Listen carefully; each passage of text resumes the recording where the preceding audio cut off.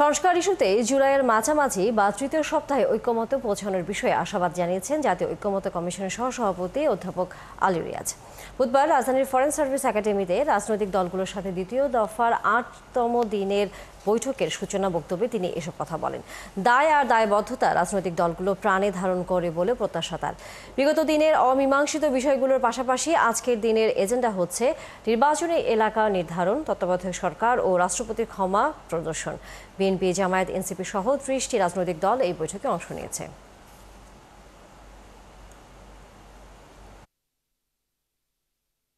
দলের ঊর্ধ্বে উঠে সমস্ত রকম বাধা বিঘ্নকে মোকাবেলা করে রাজপথে নেমেছিলেন।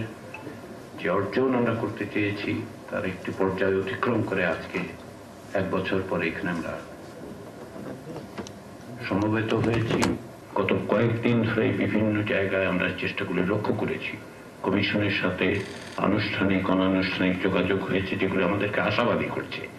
আমরা মনে করি যে এই জায়গায় আমরা পৌঁছতে পারবো, কারণ আমাদের সকলের এই আন্তরিক প্রচেষ্টাটা আছে। দর্শক, ঐক্যমত কমিশনের বৈঠকের আরও খবর নিয়ে আমাদের সাথে রাজধানীর ফরেন সার্ভিস একাডেমি থেকে যুক্ত হচ্ছেন সহকর্মী নয়নাদিত্য।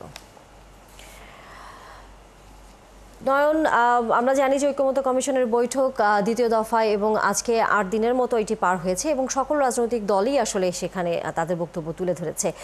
আজকের যে বৈঠকে সেখানে আমরা দেখছিলাম, সংবাদে আমরা বলছিলাম যে এখন পর্যন্ত তত্ত্বাবধায়ক সরকার এবং নির্বাচনী এলাকা নির্ধারণ এবং রাষ্ট্রপতি ক্ষমা প্রদর্শন, এই বিষয়গুলো নিয়ে আসলে আজকে আলোচনা হয়েছে। এই আলোচনায় দলগুলোর বক্তব্য এবং যেই ঐক্যমত কমিশনের সহসভাপতি আলী রিয়াজ, তার পক্ষ থেকে আসলে কি ধরনের বার্তা দেওয়া হয়েছে? ৩টি পয়েন্টের কথা বললেন, সকাল থেকে এই ৩টি পয়েন্ট নিয়ে আলোচনা হওয়ার কথা। মূলত আজকের যে আলোচ্যসূচি, সেই আলোচ্যসূচিতে এই ৩টি পয়েন্ট রয়েছে, যার মধ্যে প্রথম যে পয়েন্টটি রয়েছে সীমানা পুনর্নির্ধারণ বা ডিলিমিটেশনস, এটি নিয়ে কথা হয়েছে। সকল রাজনৈতিক দল তাদের মতামত দিয়েছে। আমি যেটি এখানে শুনে যেটি আমি বুঝতে পেরেছি, বেশিরভাগ রাজনৈতিক দল একটি পয়েন্টে একমত হয়েছে। এই যে সীমানা পুনর্নির্ধারণ ঐক্যমত কমিশনের পক্ষ থেকে যে পয়েন্টটি উত্থাপন করা হয়েছে, সেখানে দুটি ক্লজ আছে। ১ নাম্বারটি হচ্ছে প্রতি ১০ বছর পর পর, অর্থাৎ আদমশুমারি পরবর্তী সময়ে একটি বিশেষায়িত কমিশন গঠিত হবে, যারা মূলত এই সীমানা পুনর্নির্ধারণের কাজটি করবে। সেটি নির্বাচন কমিশনের বাইরে আলাদা একটি কমিশন। আর খতে বলা হয়েছে আগামী নির্বাচনের জন্য একটি নির্বাচন কমিশনের অধীনে একটি বিশেষায়িত কমিটি করা, যেটি মূলত এই নির্বাচনকে কেন্দ্র করে ডিলিমিটেশনসের কাজটি তারা করবে। এখন দ্বিতীয় পয়েন্ট, খ পয়েন্টে সকল রাজনৈতিক দল একমত হয়েছে। ক পয়েন্ট, যেটি হচ্ছে প্রতি ১০ বছর পর পর আলাদা একটি কমিশন করা, যেটিতে মূলত এই ডিলিমিটেশনসের কাজ করবে, সীমানা পুনর্নির্ধারণের কাজ করবে।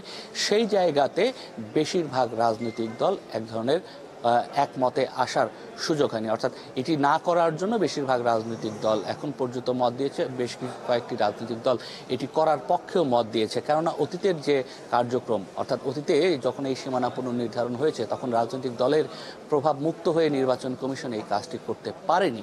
সঙ্গত কারণেই অনেকে বলছেন যদি এটি আলাদা একটি কমিশন করা হয় এবং সেখানে আইনগত সংবিধানের সংযুক্ত করে এবং আইন দ্বারা নির্ধারিত করা হয় যে তারা কি কাজ করবেন এবং তাদের জবাবদিহিতার জায়গা যদি থাকে, সেই ক্ষেত্রে এই সীমানা পুনর্নির্ধারণ নিয়ে জটিলতাটি কমবে। এমনটি কিন্তু এখন পর্যন্ত আলোচনা এর মধ্যেই সীমাবদ্ধ আছে এবং ঐক্যমত্য কমিশনের যারা সদস্যরা আছেন তাদের পক্ষ থেকে বলা হয়েছে এখন মধ্যাহ্ন বিরতি চলছে, এই বিরতির পর তারা নিজেরা একবার বসবেন, বসে এই বিষয়ে তাদের যে মতামত সেটিও তারা তুলে ধরবেন এবং এই তারপরেই মূলত বাকি যে দুটি পয়েন্ট রয়েছে, তত্ত্বাবধায়ক সরকার, একই সঙ্গে রাষ্ট্রপতির ক্ষমা প্রদর্শন, এই দুটি পয়েন্টে আলোচনা হবে।